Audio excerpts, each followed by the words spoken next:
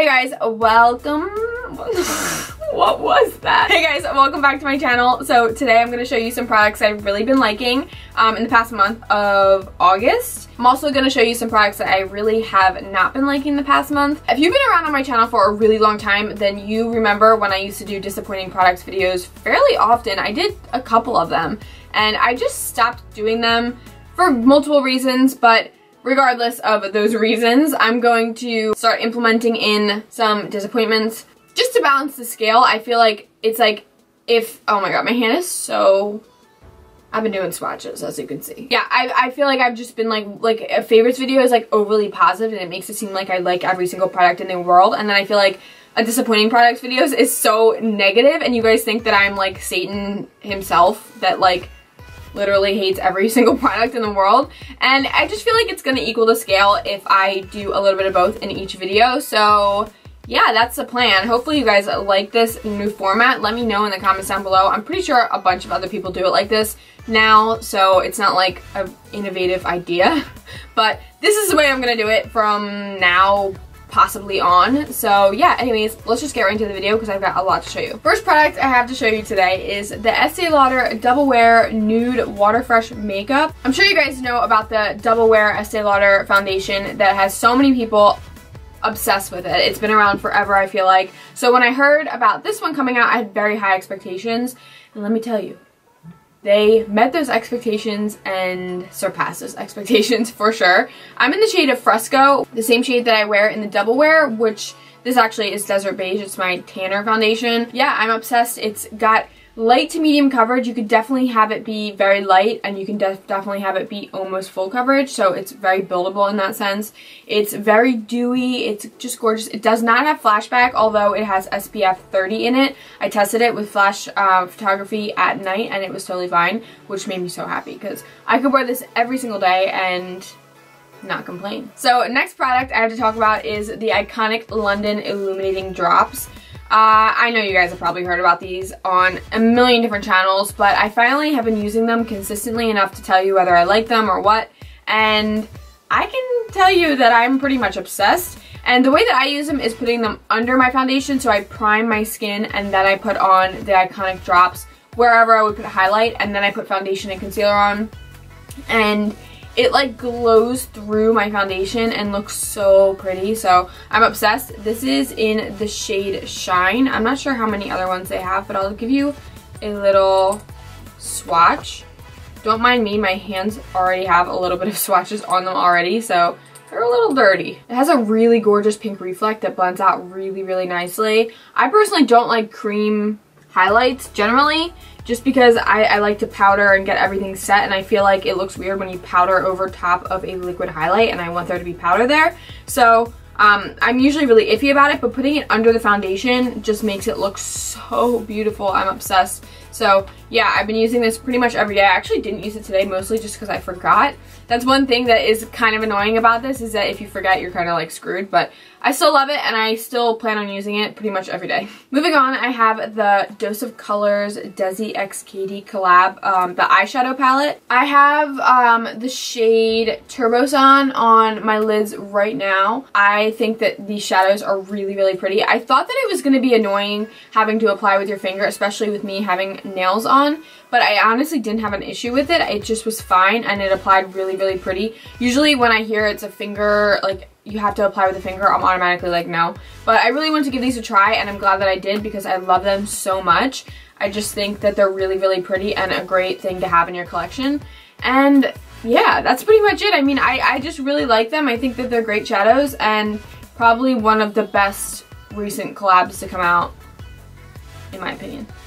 This one took me a while. This is the Ecotools Beauty Sponge. It comes in a 2-pack, one with a smaller one, and this one, I haven't even used the smaller one yet, but I've really, really, really been liking this sponge. As you can see, it's like filthy right now, even though I washed it like 2 days ago. Yeah, I basically only apply foundation with this, and I use this to blend out anything else on my face. Like I use a regular beauty blender for concealer, just because I don't find it to be easy to apply concealer with this. So maybe it's a little too much for you, like you don't want to buy a sponge just for foundation, and I totally understand that because it is a little extra, but I really, really, really like using this for foundation. Something about it is just really nice. It's not as It definitely is a little more dense than the Beauty Blender, but I really don't know how to explain it. It's hard to describe all these different beauty sponges, but ooh, my hair is falling. At first, I was really hesitant because I had such a hard time blending in concealer just because of the rough edges. I don't know, I just wasn't really crazy about it, but with baking and all of that, which I don't do, but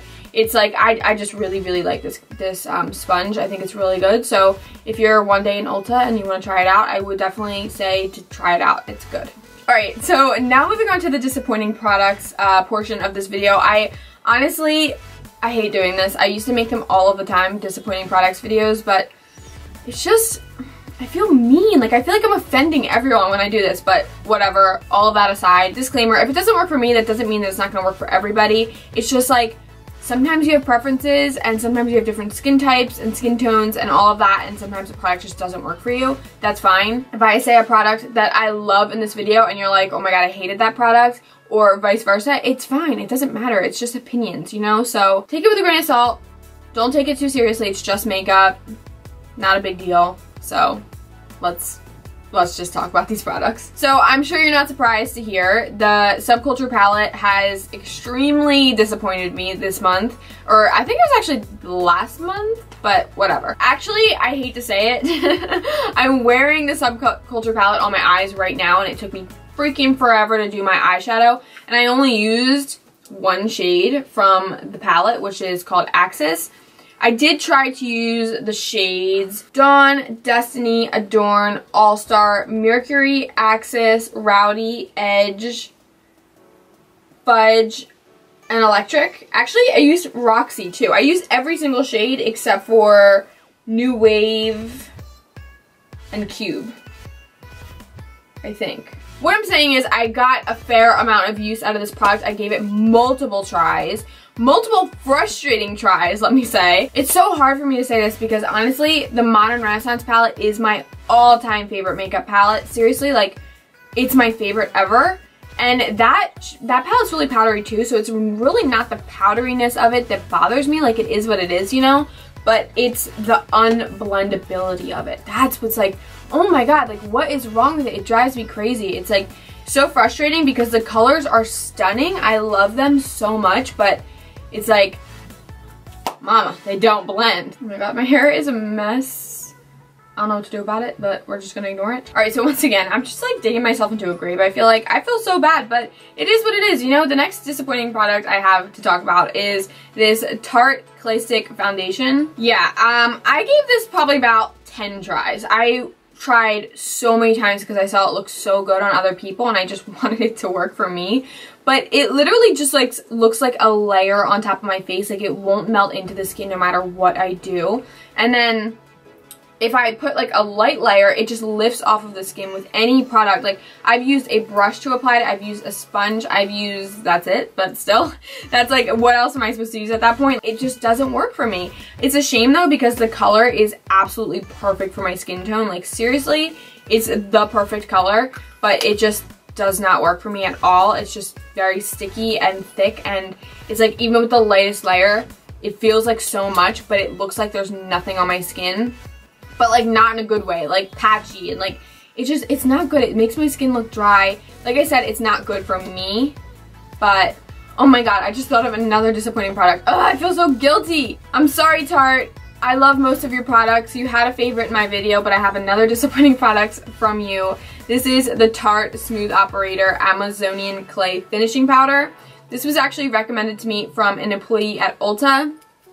And I honestly wish I didn't spend the money on it because I just can't get it to look good. I used it in my last tutorial as my last try, and once again, I don't really like it, especially for setting the under eyes. It just doesn't really work for me. It reminds me a lot of the NYX, what is it, like the NYX HD setting powder or something? It's like, it just makes my under eyes look really creepy and not good. So this obviously works for a lot of people because the girl at Ulta told me that she liked it, so that's like, it's just my opinion. Every single time I try to use it, it just doesn't do me good. So, alright you guys, that's all I had to show you today. I feel really guilty, honestly, for showing so many bad products. I didn't realize I had so many until I'm like sitting here and I'm like, oh wait, that and that and that. Let me know in the comments down below if what you thought of all these products that I didn't like or the products that I did like.